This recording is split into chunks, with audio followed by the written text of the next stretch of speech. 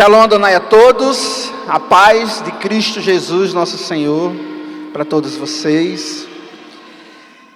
Eu confesso que é um momento muito especial para mim, ter a oportunidade de estar aqui, celebrar com todos vocês Hanukkah, festa das luzes, festa da dedicação, trazer a palavra de Deus aqui para estar nos ministrando numa noite de tanta alegria, como já foi passado hoje, tantas honras, tantas felicidades. Hanukkah é isso, felicidade na presença de Deus.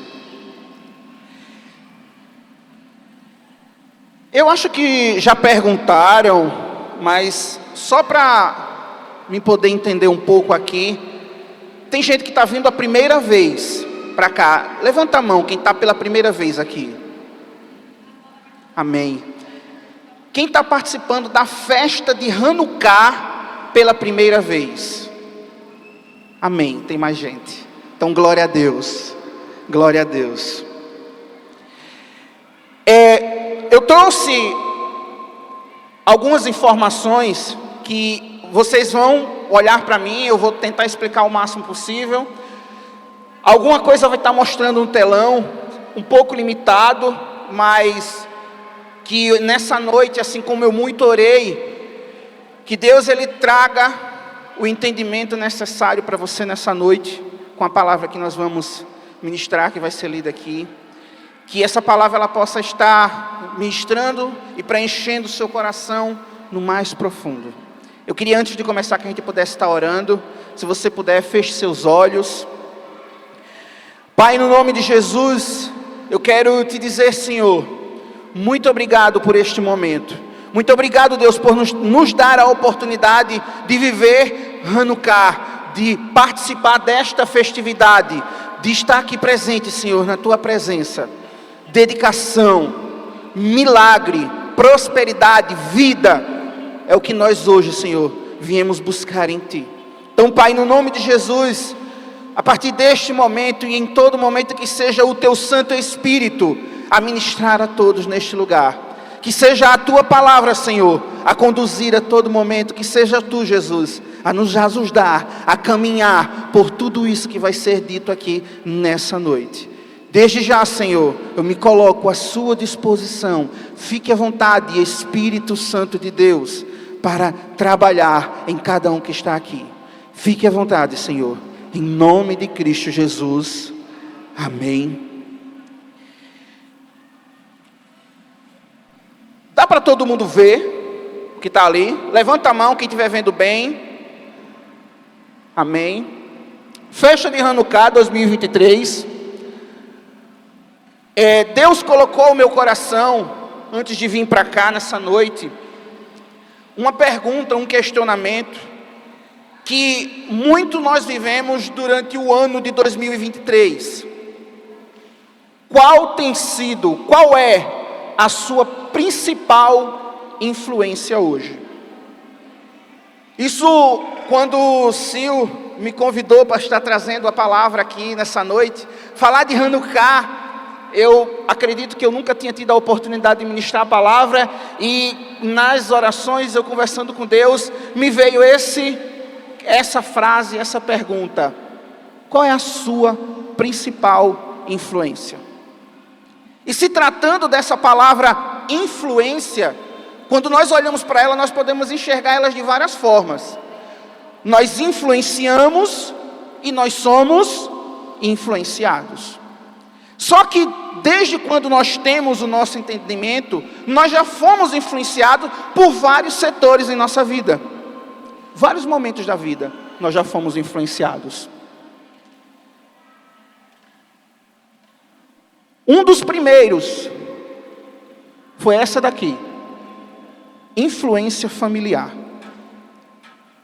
Cada um que está aqui, há alguns anos atrás, poucos, não muitos, teve a influência da própria família.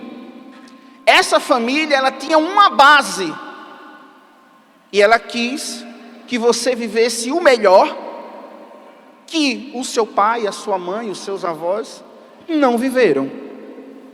Passaram a influenciar a influenciá-los, a nos influenciar com aquilo que eles conheciam, que eles tinham vivido. Nós hoje estamos influenciando os nossos filhos. Levanta a mão quem é pai, mãe, aqui nessa noite, que tem filho, família. Amém, glória a Deus. Que Deus abençoe grandemente a sua família.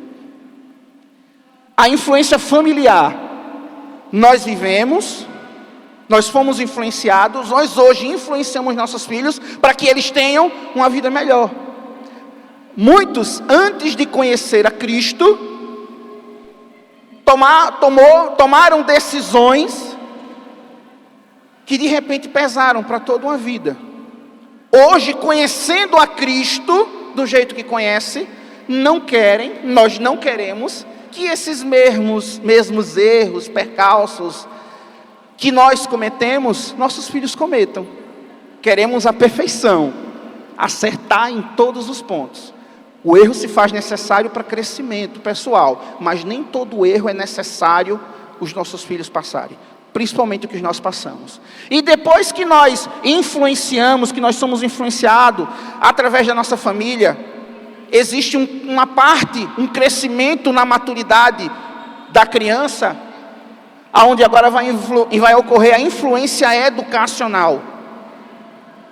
A escola agora vai trazer o conhecimento, como da mesma maneira trouxe para nós, para que aquela base que a criança que nós fomos ensinados passe a fazer um determinado sentido. É isso que a educação vai nos trazer, conhecimento. E por fim, depois do conhecimento, da educação, forma-se um profissional onde vai exercer algo que deseja para a sua vida. E a influência profissional, ela vai trazer a seguinte identidade: eu trabalho em uma empresa que tem visão, missão e valores.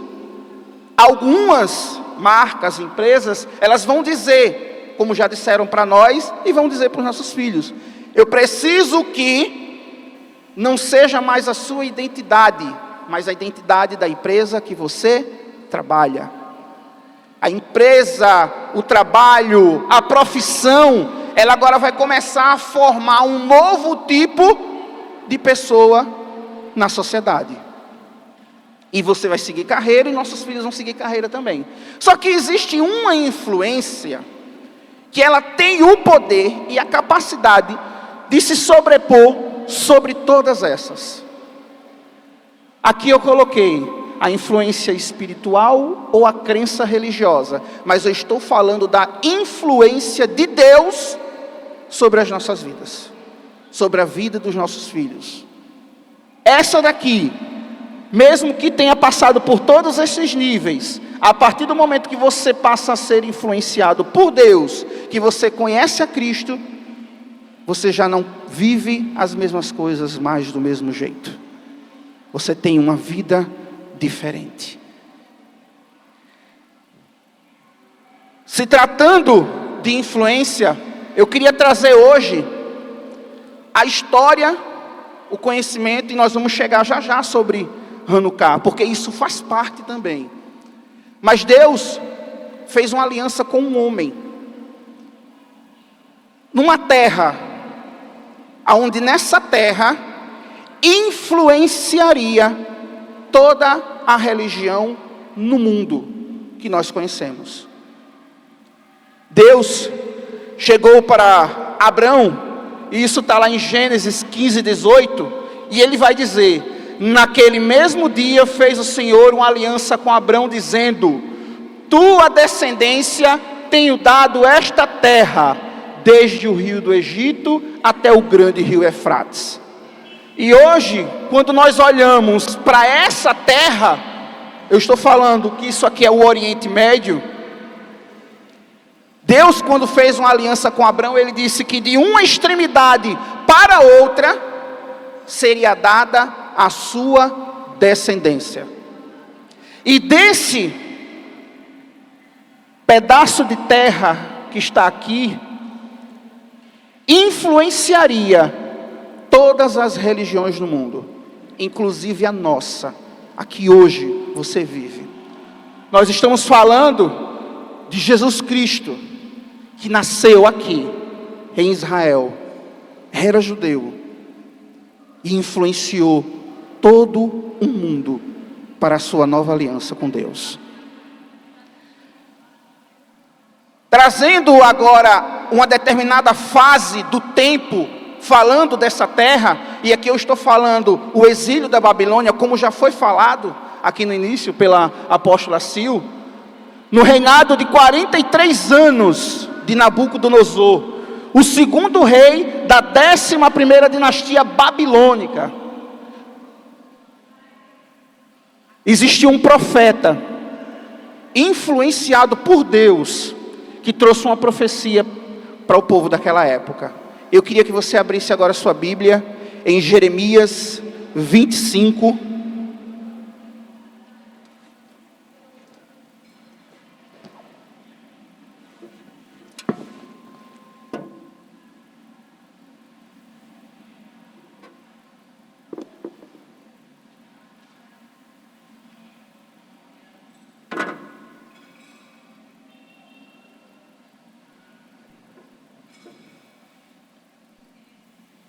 Jeremias 25, a partir do versículo 8, aonde ele vai dizer: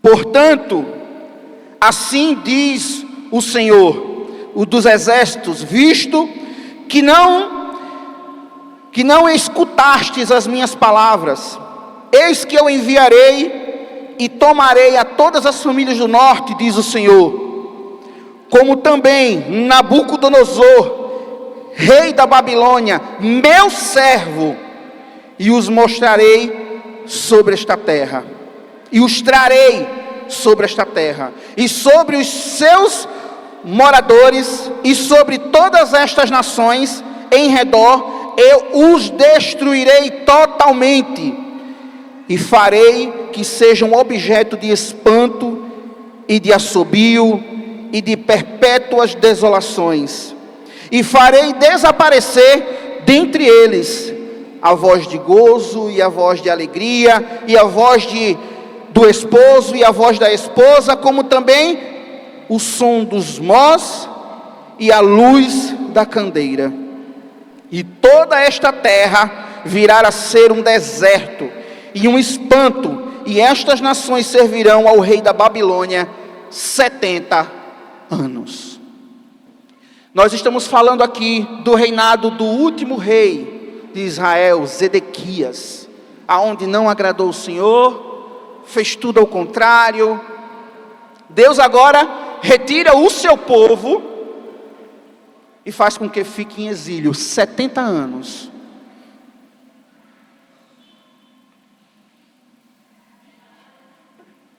Seis anos depois, no tempo do reinado do rei corregente Belsazar, o quarto a reinar depois de Nabucodonosor, e o último rei da dinastia babilônica, governou de 556 a 539, no terceiro ano do seu reinado, existiu um profeta, influenciado por Deus, que teve uma visão para o seu povo naquela época. Eu queria que você agora abrisse em Daniel,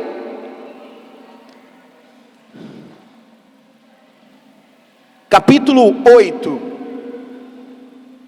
Daniel, capítulo 8.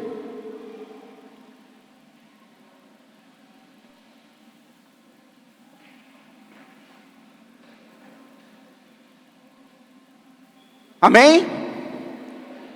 Daniel capítulo 8, do versículo 3 ao 5, ele vai dizer assim: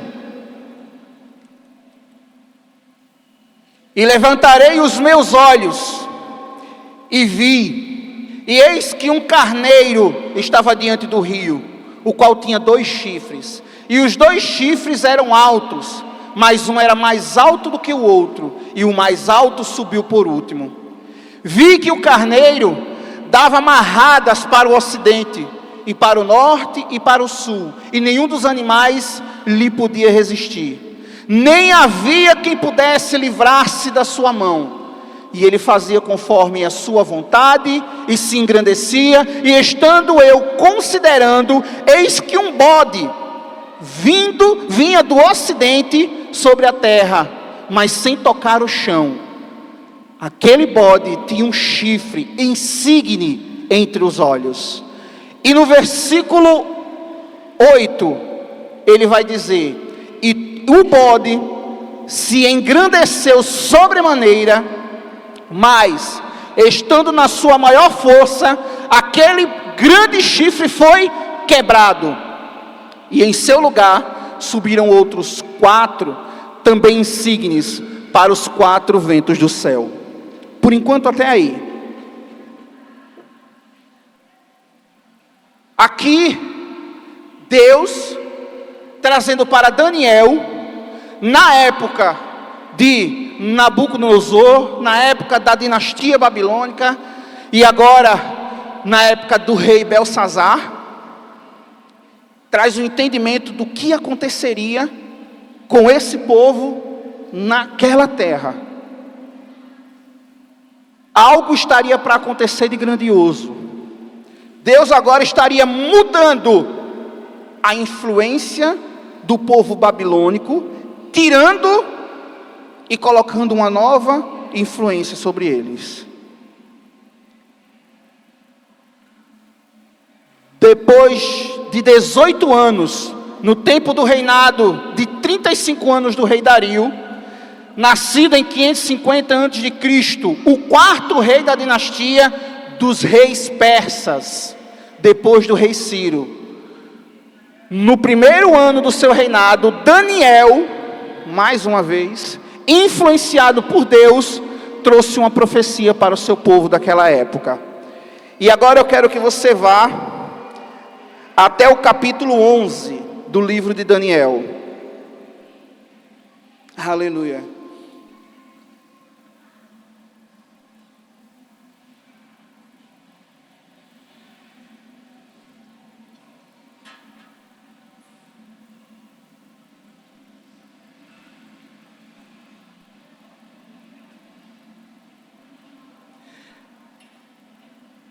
E agora, Daniel, capítulo 11, do versículo 1 ao 5, ele vai dizer: pois no primeiro ano de Dario, o Medo, levantei-me para animá-lo e fortalecê-lo. E agora te declarei a verdade. Eis que ainda 3 reis estarão na Pérsia, e o 4º acumulará grandes riquezas, mais do que todos, e tornando-se forte por suas riquezas, suscitará a todos contra os reis da Grécia.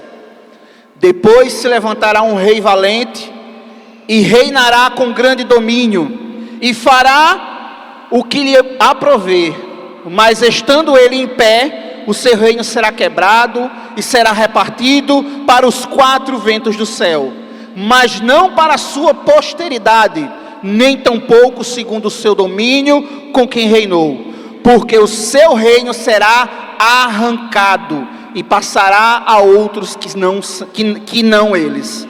E será forte o rei do sul, mas um dos seus príncipes será mais forte do que ele, e reinará poderosamente, seu domínio será grande.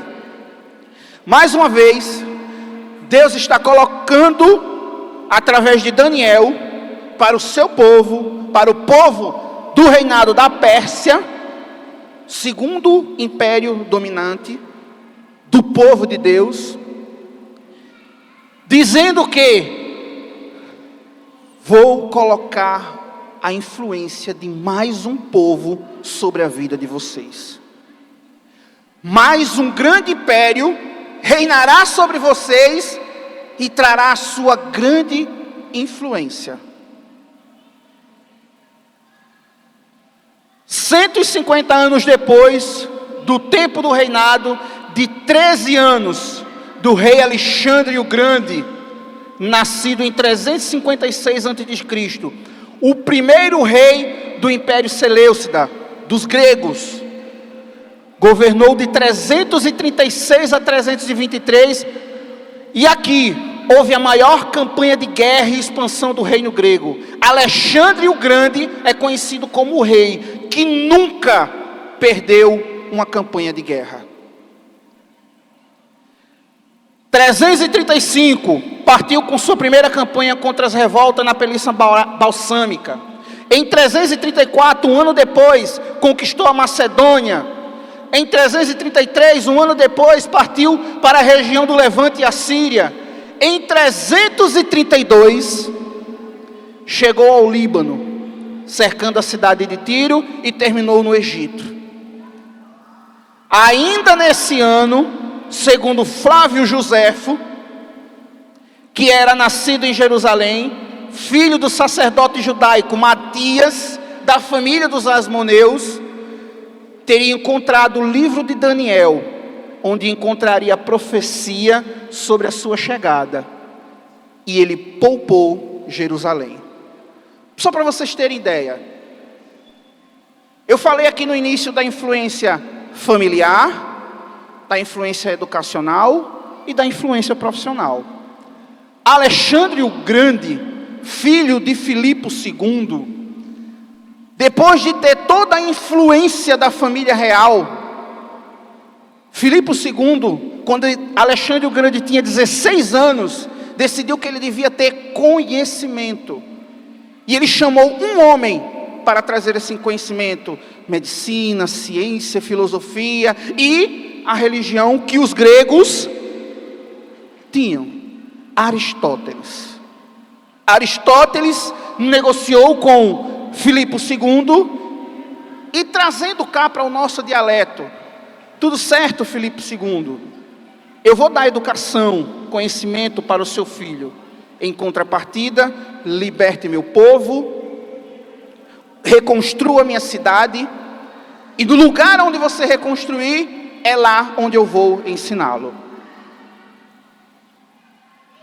Alexandre o Grande teve a sua influência familiar, teve a sua influência profissional, educacional, teve a sua influência profissional, porque aqui ele era um guerreiro, ele era um rei, ele estava nas campanhas de guerra, mas ao chegar na terra cujo qual nós estamos falando, pegou o livro de Daniel e poupou a cidade de Jerusalém, porque entendeu a influência que Deus tinha com aquele povo.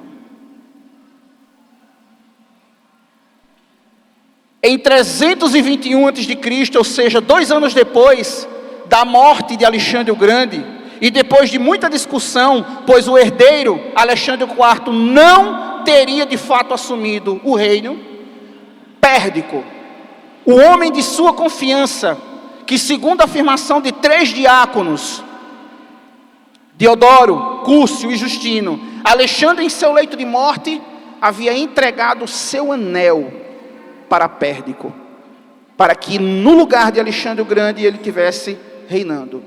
Pérdico não quis.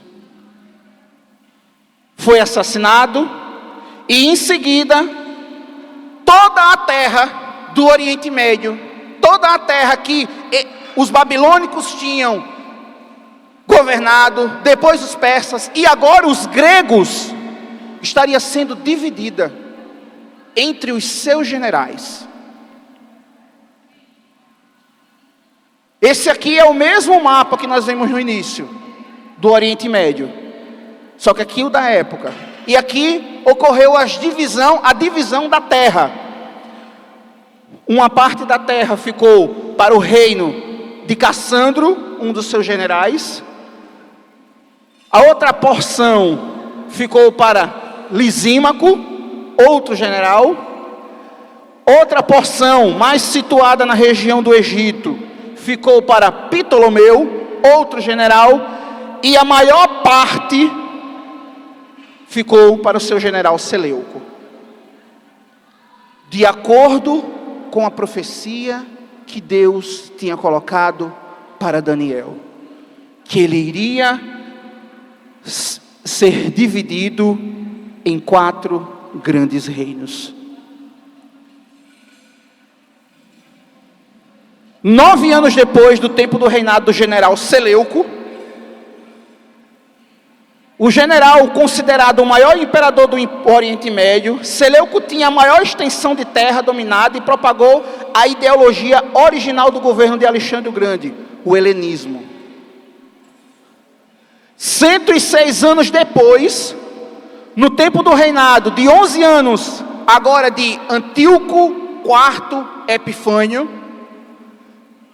nascido em 215, o 7º rei do Império Seleuco, do Império Seleucida, a 7ª geração do governo Seleuco, propagou e manteve a ideologia original do governo de Alexandre o Grande e depois de Seleuco, o helenismo. E nesse governo é que acontece o surgimento da dinastia dos Asmoneus, que é conhecido como a Grande Revolta dos Macabeus. O nome Macabeu é dado a filhos de Matatias, Judas e Erudá, que por algum motivo, talvez muito voltado pela sua personalidade forte, um dos que conseguiu seguir com a revolta dos Macabeus depois de Matatias, recebeu esse nome de Macabeu, que se pronuncia Macabo, que significa martelo. E depois de Judas e Erudá, todo o povo dos Asmoneus passou a ser conhecido como os Macabeus. E aqui tem um forte ponto. Teve o Império Babilônico, teve o Império Persa, e agora estamos falando do Império Grego. E diferente dos outros impérios, o Império Grego tinha uma cultura de domínio de terra, que se destacava e fazia com que esse reino fosse tão grandioso como foi, e influenciou tanto o mundo, que até hoje nós vivemos isso. Eles trabalhavam uma coisa chamada o helenismo. E o que é o helenismo? Batalha, conquista. Agora venham os mestres trazer um ensinamento deles, para que o povo deixasse a sua cultura, o seu conhecimento, e passasse a viver a sua realidade de vida, a servir os seus deuses. E aqui, diferente dos outros, diferente da Babilônia, diferente dos persas, eu vou usar esse linguajar, era na base da força, era goela adentro. Se não fizer, morre. Não pode Shabat, não pode culto, não pode adoração, não pode festa de tabernáculo, festa das sementes, festa dos pães asmos, Páscoa, não pode nada, acaba com isso. Olhe a grande influência que o povo grego quis impor de maneira brusca, direta, ao povo de Deus, ao ponto de, se conseguisse, acabar com todo o projeto que Deus tinha colocado através de Abraão para todos os seus descendentes.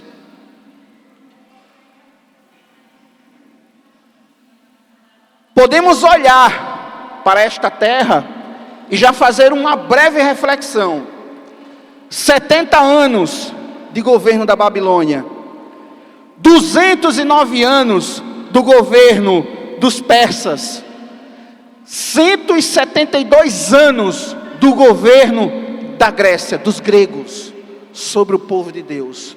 Eu estou falando de aproximadamente mais de 450 anos da influência de 3 grandes povos, 3 grandes impérios, ao ponto de acabar, de querer destruir, de eliminar a religião, a vida, a influência que Deus colocou, que nos traz até hoje, que nos faz estar aqui hoje.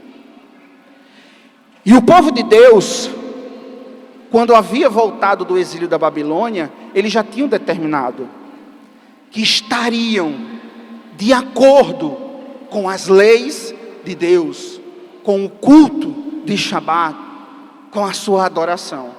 E não se voltariam e não se prostrariam mais a estar adorando outros deuses, a estar servindo a outras entidades. Em 167 a.C., no 8º ano do governo de Antíoco IV Epifânio, com a maneira de governar dos gregos, aplicando a força ao helenismo, foi enviado um emissário. Foi enviado um emissário com uma pequena guarnição de soldados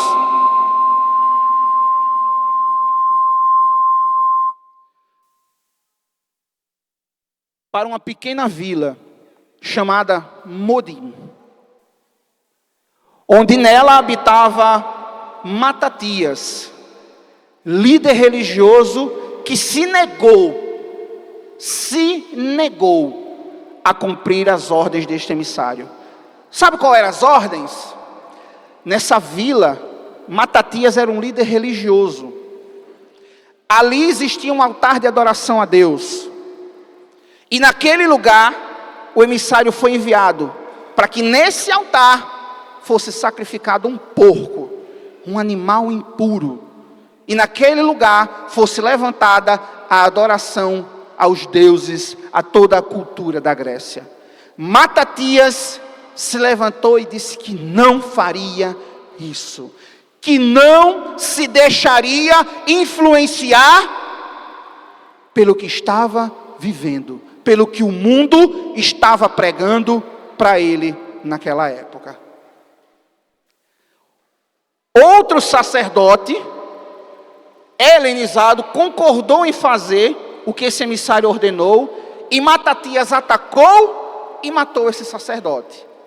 Por consequência, seus filhos deram sequência ao ataque, mataram todos os soldados daquela guarnição, e aqui se inicia o processo de independência do povo de Deus, de mais de 400 anos de governo de outros países, de outros impérios sobre eles.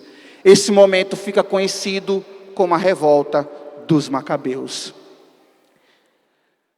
Em 164 a.C., 2 anos depois do momento do início da revolta em Modim, Matatias morre, seu filho Judas Macabeu e Ehudá toma a frente da revolta, e com um pequeno grupo composto em sua maioria de camponeses, consegue se sobrepor em meio ao governo de Antíoco Epifânio.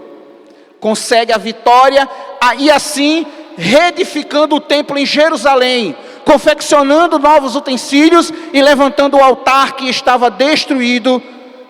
Acontece 2 grandes milagres. Primeiro milagre, a vitória do povo de Deus. A luta de poucos, mas poucos, contra um império gigantesco, vasto. Contra a tirania de um império que reinava. Isso foi concluído com a recuperação de Jerusalém, que havia sido destruída, a limpeza do templo, a confecção de novos utensílios e a dedicação no altar para o Deus com festas e sacrifícios. O segundo milagre, a multiplicação do azeite. No momento em que estava se reedificando o templo, trazendo as coisas para a ordem, a luz no altar precisava ficar acesa. E em meio a todas aquela destruição, foi encontrado uma jarrinha de azeite, que só conseguiria ficar um dia. Essa jarrinha foi colocada, foi preenchida na menorá, foi acesa e milagrosamente, durante 8 dias, esse fogo se manteve aceso. Até a confecção de um novo azeite. Hoje, a festa de Hanukká, que nós estamos participando hoje aqui, é comemorada também em Israel. São 8 dias de festa. E nesses 8 dias, essa haste central, ela é acesa. No primeiro dia dessa haste, acende-se um braço. No segundo dia, o segundo braço. No terceiro dia, e assim até completar todos os braços da Chanuquia, representando o milagre de Deus com aquele povo. Aleluia. Está aqui, porque nós, hoje, vivemos a festa de Hanukká. João 10, 22, 23, que a nossa apóstola Sil nos ministrou no início do culto. E em Jerusalém havia festa da dedicação, e era inverno. E Jesus andava passeando no templo, no alpendre de Salomão. Jesus participou da festa de Hanukká. Por isso que nós também comemoramos a festa que o nosso Jesus celebrou junto com o seu povo. E na oportunidade, Jesus, ele chegou em meio àquela situação, e eu queria que vocês abrissem aí em João no capítulo 10.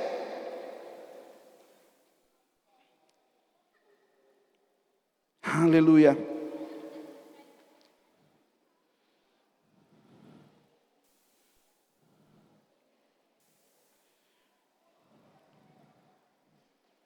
Amém? João capítulo 10.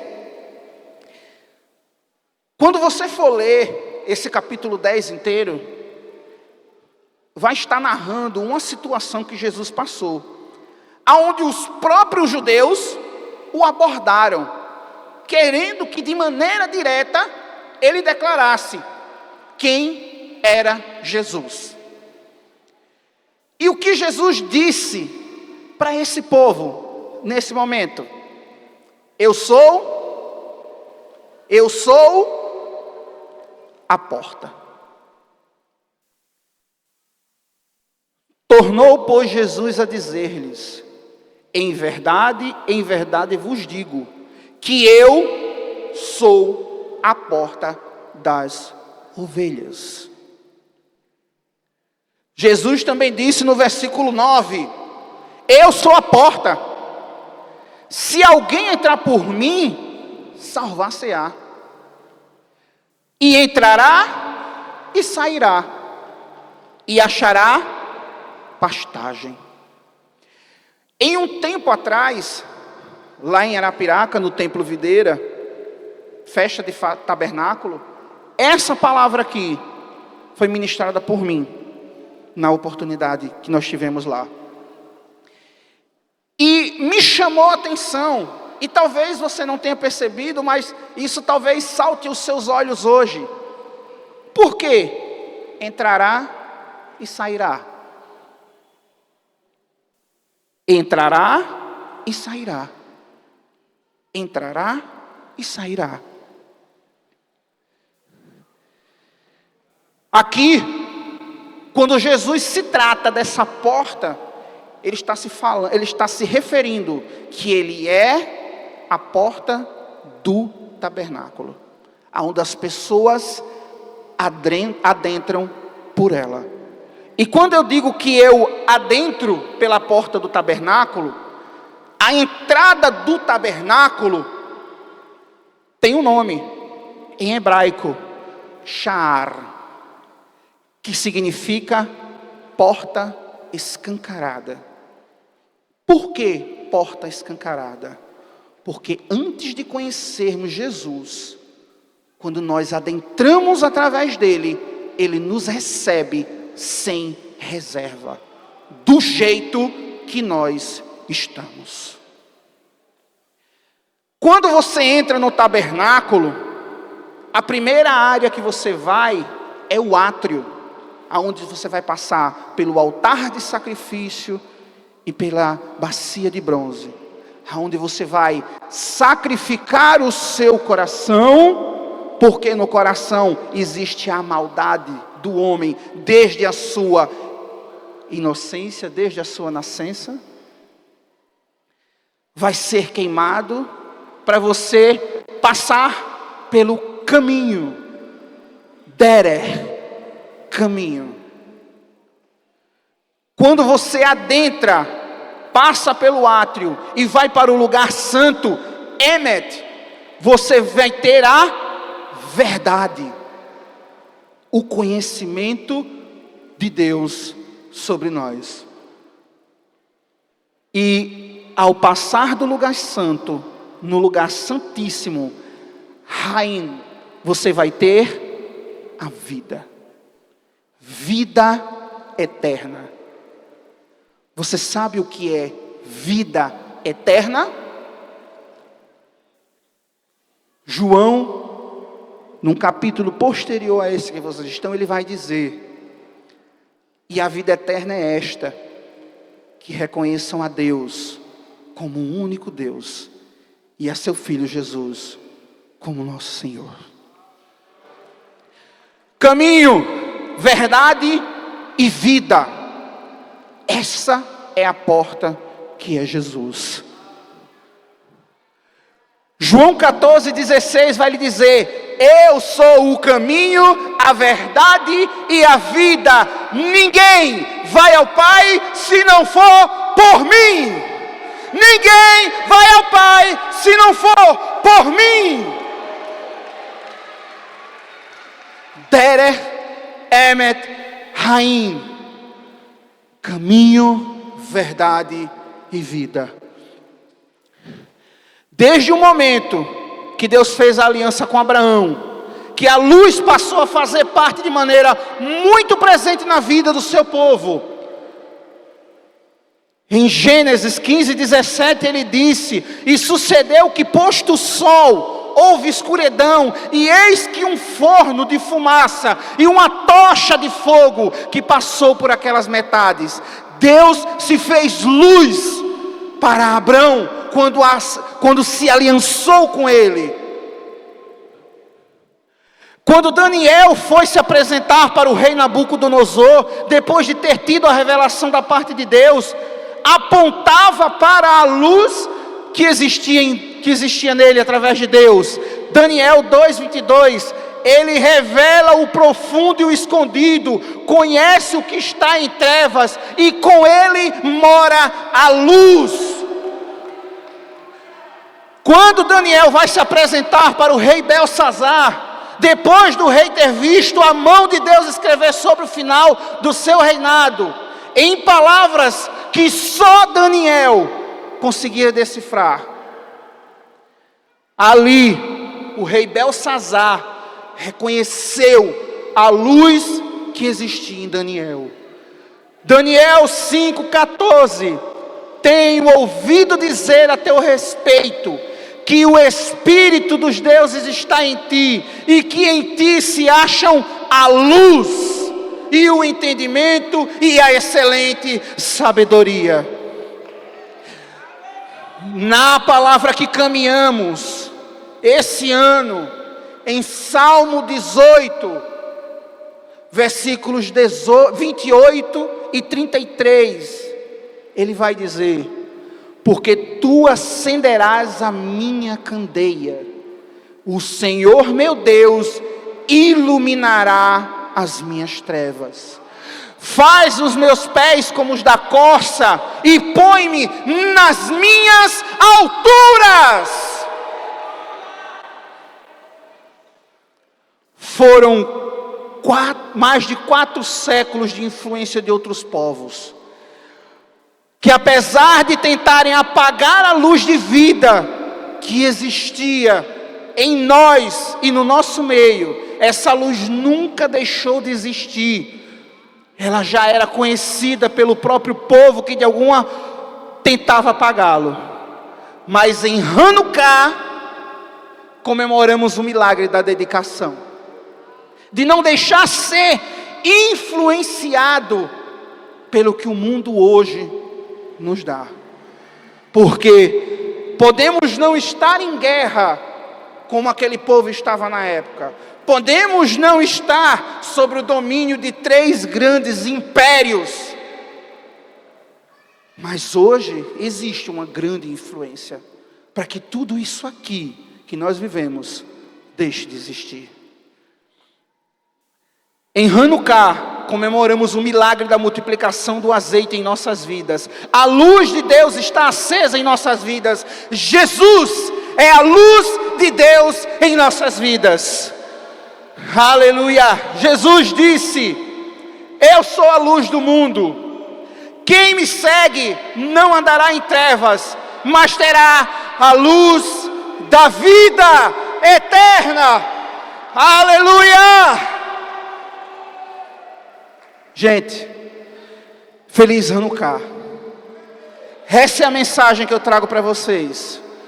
Eu queria, Mauro, por favor, que você pudesse estar compartilhando conosco uma canção. Acho que Erílio já falou com você, né? Essa canção talvez já seja conhecida de muitos de vocês. Hoje o que Deus compartilhou comigo na festa de Hanukkah, qual a influência que tem chegado até você hoje? O que tem influenciado as suas decisões? O que tem influenciado a sua postura? O que tem influenciado a sua vida? Apesar dos obstáculos, apesar dos problemas, apesar do mundo querer colocar em dúvida a fé que nós temos em Jesus, existe uma luz que não se apagou e está viva dentro de cada um de nós. Eu queria que você ficasse de pé. Eu queria que você, nesse momento, com essa canção, você pudesse fazer uma reflexão da luz que está viva em seu coração. Aleluia!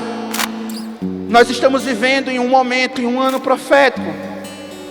Lugares altos, intimidade e provisão. Salmo 18 vai dizer: Ele ilumina as minhas trevas e está comigo nas minhas alturas. O lugar alto não quer dizer necessariamente um morro, uma montanha.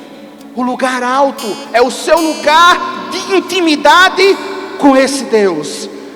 Lugar alto é o lugar de intimidade que você tem com Ele. Aleluia. Aleluia. Oh!